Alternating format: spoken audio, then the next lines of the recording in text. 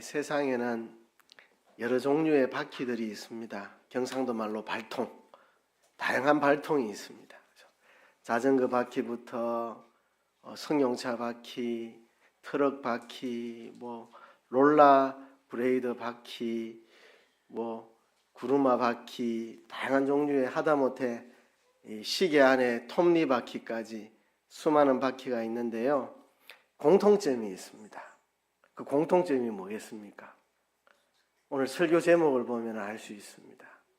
모든 바퀴의 공통점은 축을 중심으로 돌아간다는 겁니다. 축을 중심으로. 그렇죠? 바퀴는 축이 전해주는 힘에 의해서 돌아갑니다. 축에 의해서 돌아가고 축의 힘으로 돌아가고 축을 중심으로 돌아갑니다. 제가 예전에 계산을 해봤습니다. 교회 이 승합차가 1년에 몇 바퀴가 도느냐 계산을 해봤는데, 보통 사람마다 다르지만 차를 몰면 1년에 한 10,000km 정도 보통 타잖아요. 그죠?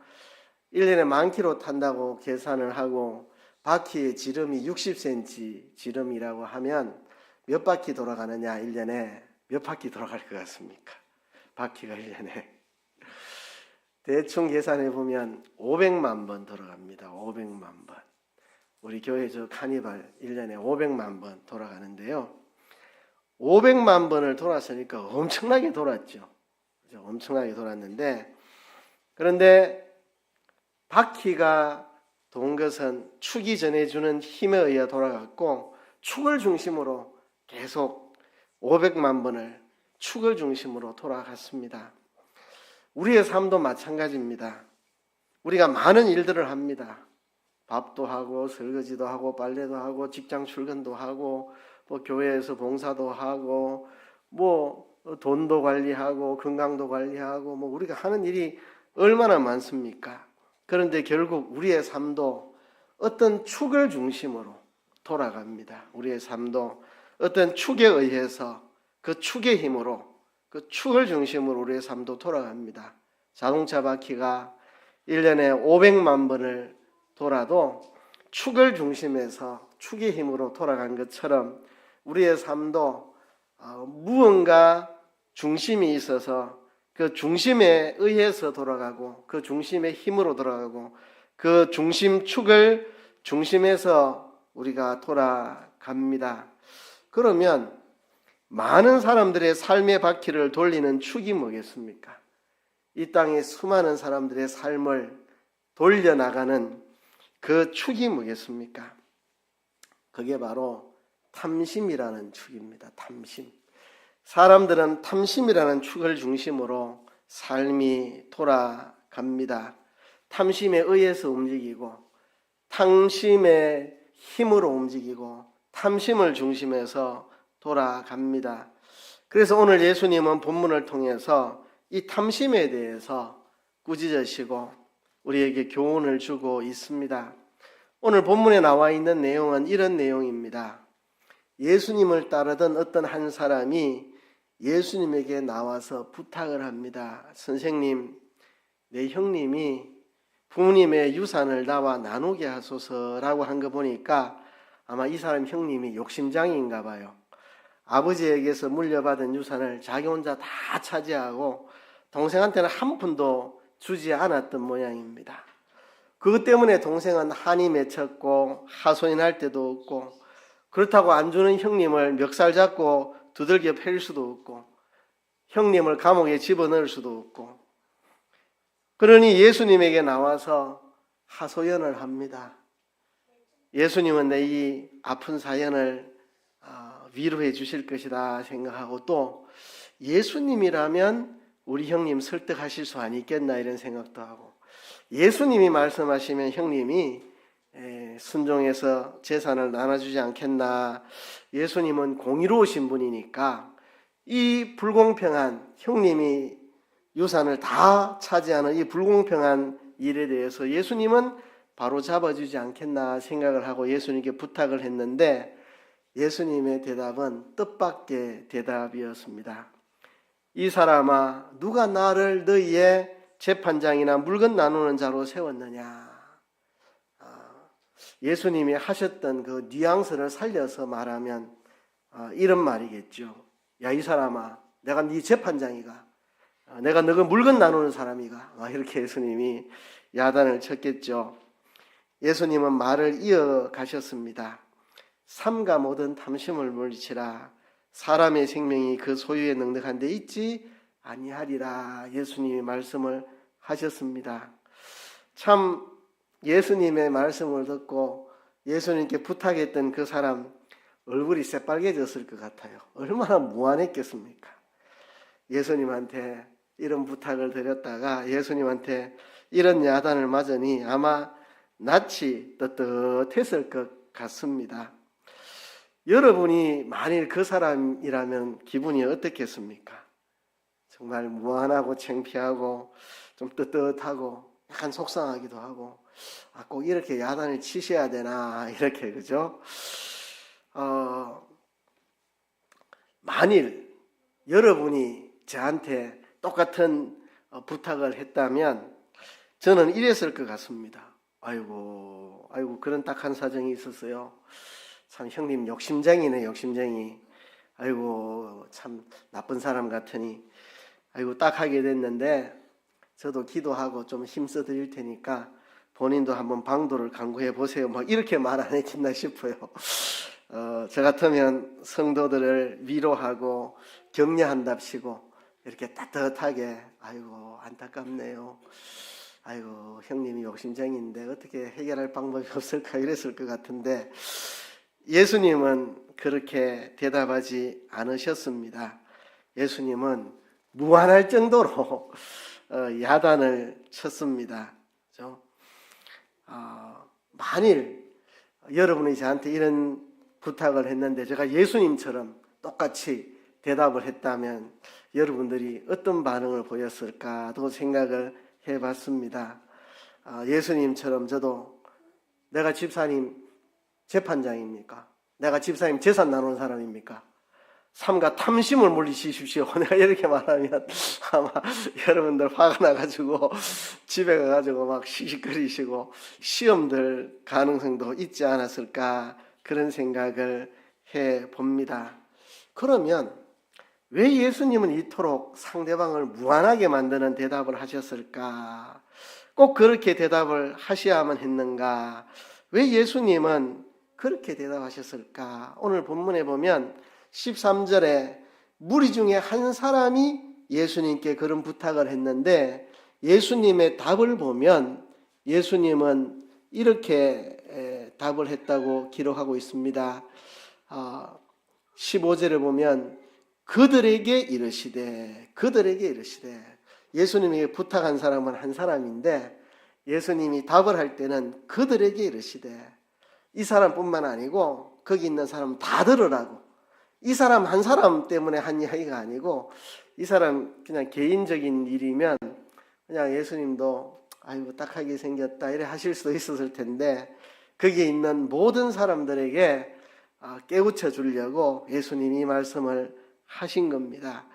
지금 이 사람이 야단을 맞은 이유가 뭐냐 하면 형의 그 차지한 유산을 나눠 가지는 문제, 나도 한 부분을 받느냐 못 받느냐 그보다도 더 근본적인 문제, 더 중요한 문제, 더 큰 문제가 있는데 그게 바로 사람이 탐심에 사로잡혀 산다는 사실.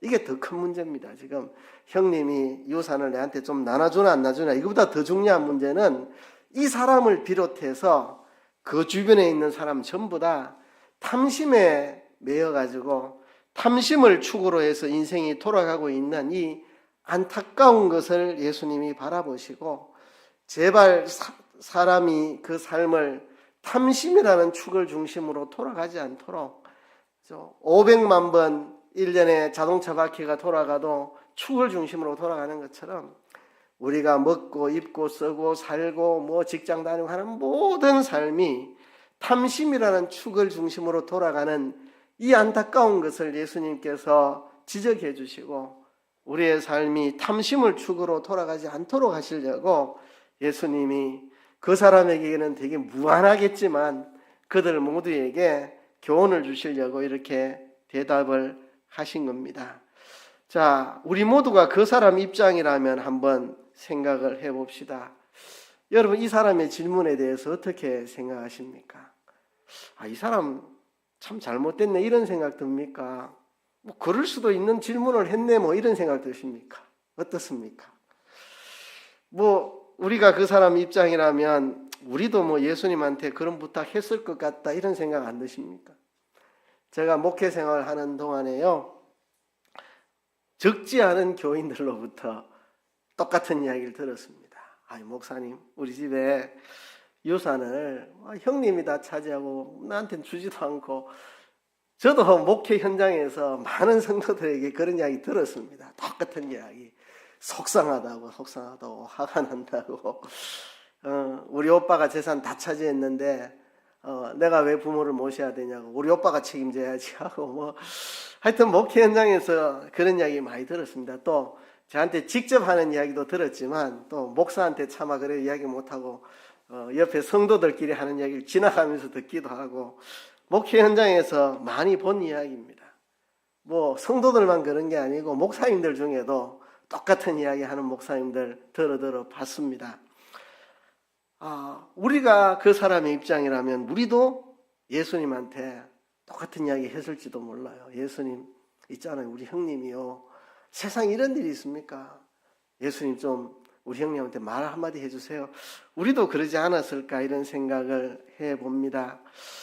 그렇다면 오늘 우리들도 우리의 삶이 탐심이라는 축에 의해서 돌아가고 있지 않는가를 생각해 봐야 합니다. 어떻게 보면 이 사람의 간청이 그렇게 나빠 보이지 않습니다. 그 형이 좀 욕심장이고 못된 사람 맞는 것 같고, 이 사람이 좀 억울한 상황에 처해 있는 것 같고, 그래서 우리 시각에서 보면 그래 나빠 보이는 요청이 아닌 것 같은데, 예수님은 단단히 야단을 치신 거 보면 우리들도 똑같이 야단 맞아야 될 사람이 아닌가 하는 생각을 해봅니다. 왜 예수님은 이 사람의 간청에 대해서 이렇게 냉정하게, 내가 너희 재판관이가, 내가 너 재산 나누는 사람이가, 이렇게 냉정하게 말씀하셨을까? 그 뒷말을 보면 알 수 있습니다. 사람의 생명이 그 소유에 넉넉한 데 있지 아니하리라. 예수님이 그렇게 말씀을 했습니다. 사람의 생명이 소유에 넉넉한 데 있지 않은데 탐심을 중심으로 삶이 돌아가고 있으니 그것부터 고쳐라. 형님이 유산을 나눠주니만이 그거는 부차적인 일이고 사소한 지엽적인 일이고, 더 중요한 일, 사람의 생명이 소유에 넉넉한 데 있지 않는데 탐심을 중심으로 네 삶이 돌아가고 있는 이것부터 고쳐야 한다. 이게 더 큰 문제라고 예수님이 말씀을 하시는 겁니다. 이 이야기를 하시면서 예수님께서 이해를 돕기 위해서 한 비유를 말씀을 하십니다. 이 비유에는 이런 내용이 들어 있습니다. 탐심으로 살아가는 사람은 재물에는 부요하면서 자기 영혼에는 가난한 사람과 같다는 것입니다. 바꾸어 말하면 자기 영혼이 성숙하고 자기 인격이 하나님 닮아가고 자기가 믿음에 굳게 서고 사랑이 뜨거워지고 진실과 경건이 날로 새로워지고 자신의 섬김과 희생이 날로 자라가는 이 영적인 성숙에는 별로 관심이 없고, 영적인 성숙에는 힘쓰고 노력하지 않고 자기 학벌이 올라가고 지위가 올라가고 명예가 올라가고 소유가 많아지고 인기가 많아지고 이런 데만 관심을 가지고 살아가는 이 사람이 바로 탐심이라는 축을 중심으로 돌아가는 사람인데, 그런 사람의 전형적인 모습을 이 예수님의 비유에서 말씀을 하고 있습니다. 무엇이 그 사람을 움직이고 있고 무엇을 중심으로 그 사람이 살아가고 있는가, 이게 중요합니다. 이 땅에 살아갈 때 잠깐 보관하고 있다가 두고 갈 것, 그거를 중심해서 그것을 축으로 돌아가는 인생이 되어서는 안 되겠고, 우리가 이 땅에 두고 갈 것을 중심해서 살아가는 게 아니라 영원히 천국에 가지고 갈 것을 중심으로 우리가 살아가야 하겠다 하는 것입니다. 그러면 무엇이 우리의 삶의 축이 되어 있습니까? 지금 여러분들은 여러분의 삶을 움직이는 축이 무엇입니까? 내가 어떻게 하면 신앙의 인격이 하나님을 닮아갈 수 있을까? 어떻게 하면 예수님 같은 성품을 소유해 볼 수 있을까? 어떻게 하면 예수님처럼 말하고 예수님처럼 생각하고 예수님처럼 행동하고 어떻게 하면 내가 예수님처럼 살 수 있을까? 이것이 내 삶의 중심축이 되어서 이것을 중심으로 내 삶이 돌아가고 있는가? 아니면 무엇을 먹을까 마실까? 이것이 내 삶의 축이 되어서 내 삶을 돌리고 있는가를 우리가 반성해 보자는 겁니다. 지금 이 비유에 나오는 부자가 있습니다. 이 부자가 왜 어리석으냐 하면 곡식의 소출이 아주 많아져서 그것을 보관하기에 자기 창고가 작으니까 이제 곡간을 헐고 더 큰 곡간을 짓고 여러 해 쓸 물건을 잔뜩 쌓아두고 내 영혼아 평안히 쉬고 먹고 마시고 즐거워하자 이렇게 했습니다. 이 사람이 그것에 주력했습니다. 창고 크게 늘려가지고 곡식을 많이 쌓아서 정말 이제는 먹고 놀고 지내면 좋겠다 여기에 주력을 했습니다. 그게 이 사람의 삶을 움직이는 동기요, 이 사람의 삶의 목적이고 이 사람의 삶의 동력이었습니다. 그것을 중심으로 살았습니다. 모든 지식과 지혜와 자원과 재능을 다 투자해서 창고 크게 짓고 곡식을 많이 쌓아놓고 이 땅에서 염려 없이 편하게 사는 게 그 사람의 삶을 움직이는 축이었습니다. 그런데 바로 그날 밤 하나님께서 이 부자의 영혼을 데려가셨습니다. 그러니 이 사람이 어리석은 겁니다. 땅에 두고 갈 것을 엄청나게 많이 마련해 놨는데 천국에 가져갈 것을 하나도 준비하지 못한 사람. 이 땅의 재물에는 부자인데 하나님에 대해서는 가난한 사람.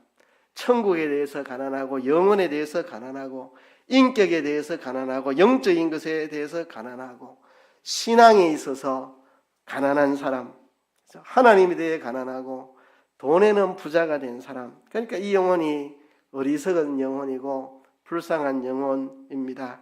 이 사람에게는 돈이 부자였고 많았지만 그 돈을 하늘나라에 가지고 갈 수 없었습니다.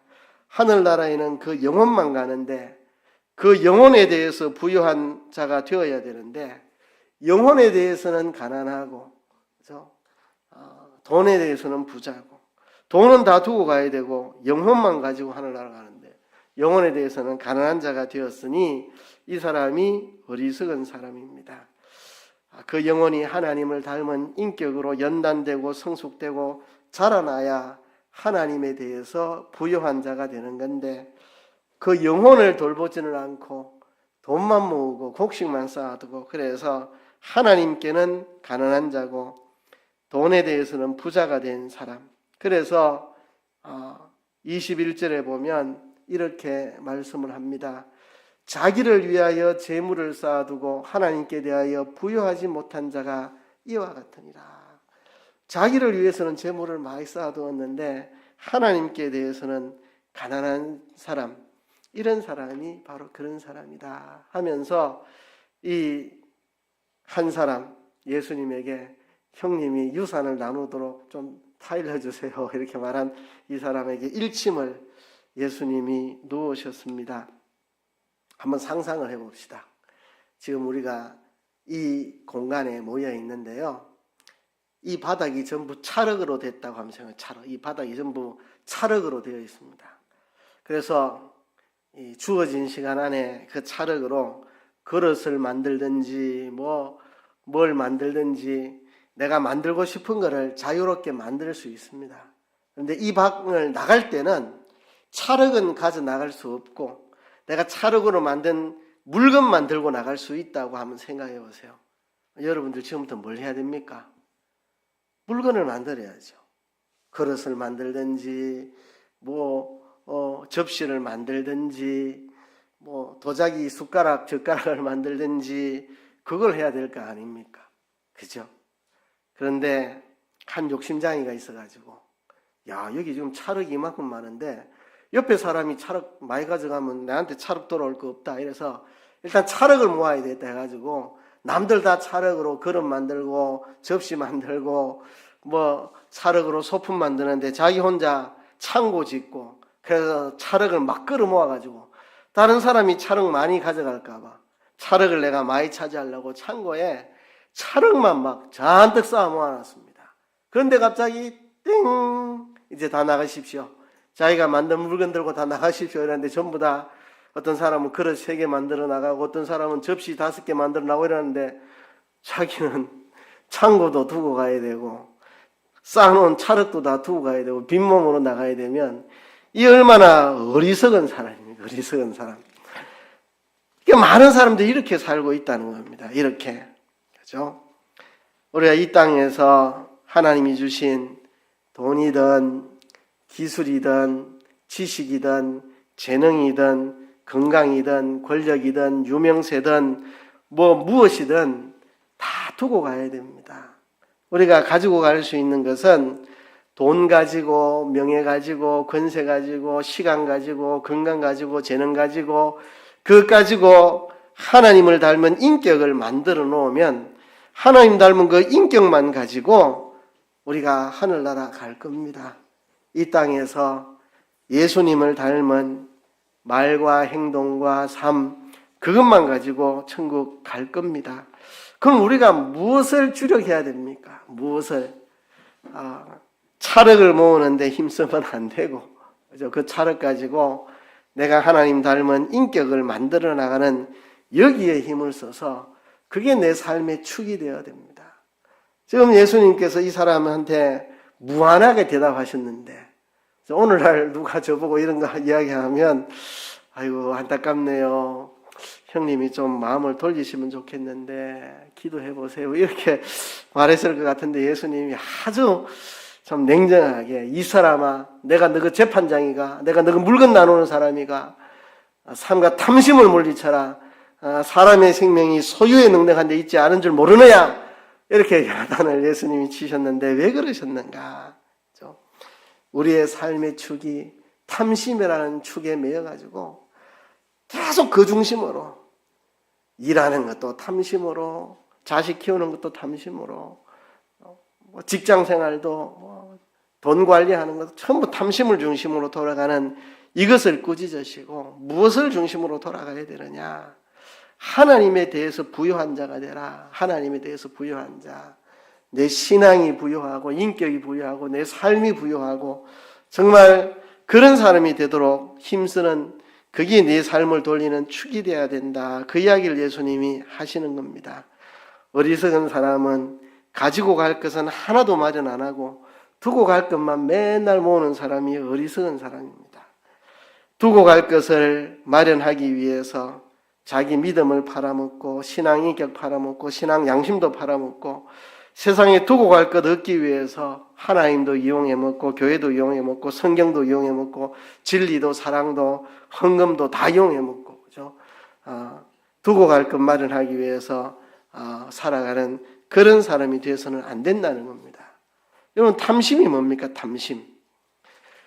두고 갈 것에 애착을 두고 갈 것 마련하는데 전력을 기울이고 살아가는 그게 바로 탐심입니다. 탐심.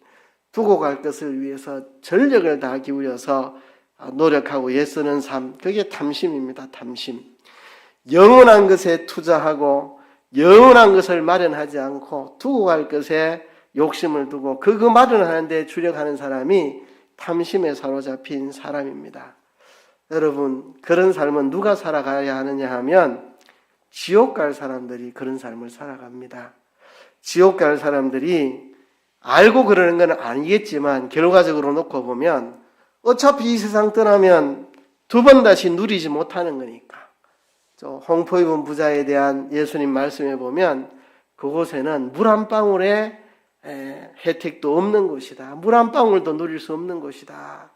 그곳에 가야 되니까 거기 가기 전에 조금이라도 이 세상에 누리고 가야 되니까 어차피 세상 떠나 지옥 가면 아무것도 누릴 수 없는 세상인데 그러면 살아서 반짝 수십 년이라도 누리고 살아야 되니까 물론 지옥 가는 사람들이 그 사실을 알고 그런 건 아니겠지만 결과적으로는 불신자로서는 지혜로운 삶이죠. 어차피 지옥 가면 하나도 못 누리겠는데 여기서라도 좀 누리고 살자.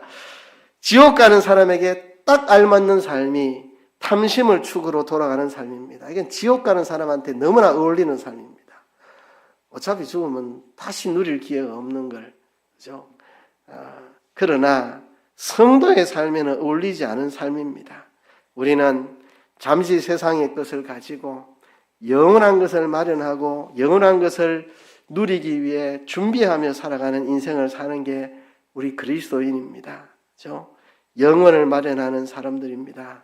썩을 것을 이용해서 썩지 않을 것을 마련하고 두고 갈 것을 이용해서 가지고 갈 것을 마련하고 땅의 것을 이용해서 하늘의 것을 마련하고 이렇게 하나님이 기뻐하시고 칭찬하실 그런 삶을 살아가는 게 성도들입니다. 하나님이 여러분들을 보실 때 이 성도는 정말 땅에 두고 갈 것을 다 써가지고 영원한 것들을 다 마련하는데 총력을 기울여 살아간다 이러면 하나님이 그 사람을 얼마나 기뻐하시고 좋아하시고 칭찬하시고 예뻐하시겠습니까? 그죠? 근데 이 사람은 영원한 것을 다 팔아가지고 땅의 것을 마련하고 있다 이러면 하나님 보실 때 얼마나 근심스럽겠습니까? 우리는 자기가 가진 시간, 건강, 재산, 여건, 배경 다 사용하고 그것을 희생시켜서라도 그걸 다 써서 우리의 신앙 인격 하나 바로 만들어 보기 위해서 불철주야 애쓰고 노력하고 이게 잘 안 되면 애통하고 부르짖고 그렇게 살아가야 할 사람입니다. 지금 이 비유에 나오는 이 어리석은 부자들은 자기 영혼에는 항해도 관심이 없고 두고 갈 것을 마련하고 정식시키는 데만 몰두하고 살아가는 그런 어리석은 사람입니다. 여러분 한번 생각해 보세요. 두고 갈 재물이 3분의 1이 손실이 났다 이러면 여러분 어떨 것 같습니까? 집에 가서 뭐 수건으로 머리 싸매고 나 죽는다고 끙끙 앓고 막 밥도 잘 못 먹고 내 소유가 지금 3분의 1이 손실이 났다. 내 소유의 3분의 1이 지금 날아갔다 이러면 뭐 얼마나 그러겠습니까? 그런데 여러분의 영혼이 얼마나 바로 되지 못하고 부패하고 삐뚤어졌는지 이게 깨달아질 때 여러분들이 얼마나 애통해 봤습니까? 재산 3분의 1 날아가면 진짜 잠 못 자고 진짜 끙끙 앓고 막 중리상이 될 텐데 내 신앙 인격에 아주 심각한 문제가 있다는 게 깨달아졌을 때 그렇게 잠 못 자고 애통하면서 그렇게 가슴을 쳐봤습니까? 제가 고등학생 때인데요. 그날 시험을 쳤습니다. 학교에서. 중간고사인지 뭔지 모르겠지만 시험을 쳤는데 다 아는 문제 실수로 2개를 틀렸습니다. 다 아는 문제인데 실수해가지고 2개를 답 쓸 때 표기를 잘못해가지고 했는지 하여튼 실수로 2개를 틀렸습니다. 속상하잖아요. 속상해. 그래서 집에 오는 내내 아까워라. 그 내가 다 아는 거 뻔한 건데 어떻게 답을 표기를 잘못해가 실수로 2개 내가 하고 2개나 틀렸다. 아이고 속상해라. 이렇게 집에 왔어요. 집에 와서 가만 생각하니까 내가 막 원통한 겁니다. 원통한 거. 그까짓 게 뭐라고. 시험 그 문제 2개 실수로 틀린 게 뭐 그리 대단한 거라고. 이걸 가지고 내가 속상해서 이렇게 집에 오는 동안 이 30분 동안 익하고 있노. 내가 원통해가지고. 내가 참 신앙생활 똑바로 못한 거, 내 인격이 부족해서 잘못된 거, 삐뚤어진 거, 이런 걸 애통해야 되지.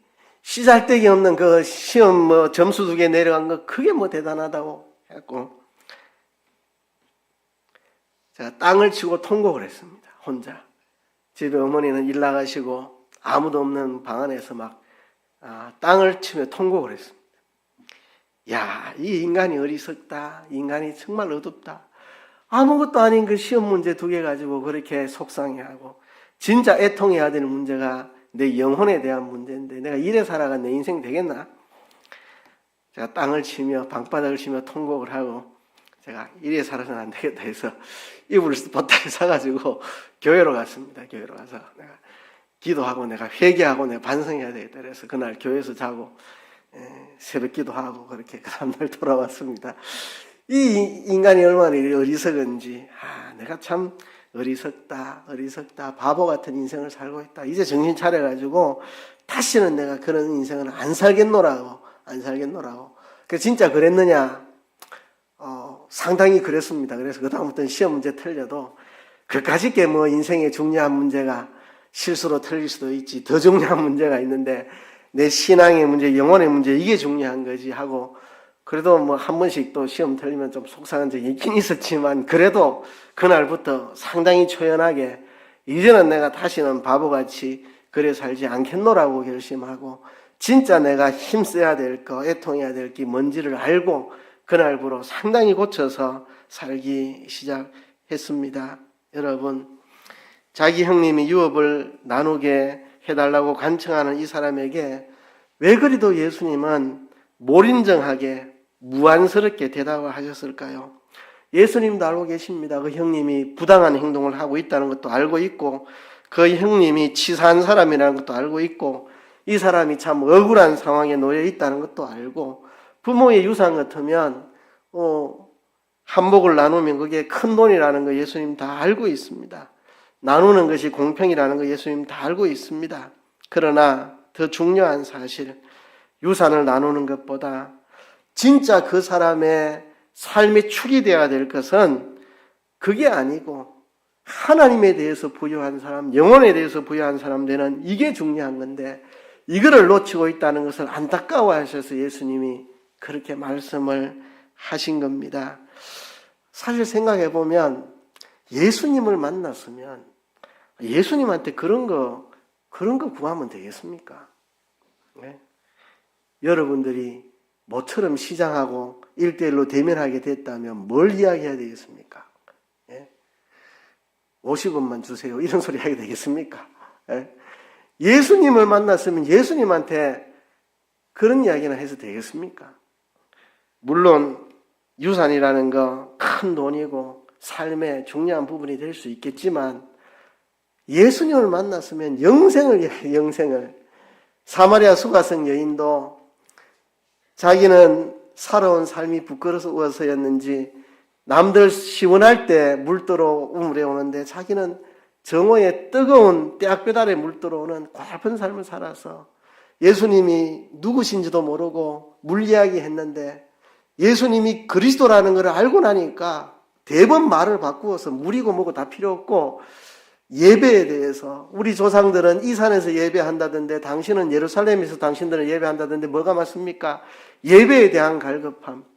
이분이 누군지 알고 나니까 뭐 물이고 돈이고 이거 다 필요 없고 영생에 대해서 생명수에 대해서 예배에 대해서 예수님과 대화를 나눈 여인을 보잖아요. 예수님 만났으면 고작 이런 이야기 해서 되겠습니까? 영생에 대해서 이야기를 영생에 대해서. 그렇죠? 그래서 우리가 이 시간 우리 하나님을 기도합시다. 하나님, 지금 내 삶이 무엇을 중심으로 돌아가고 있습니까?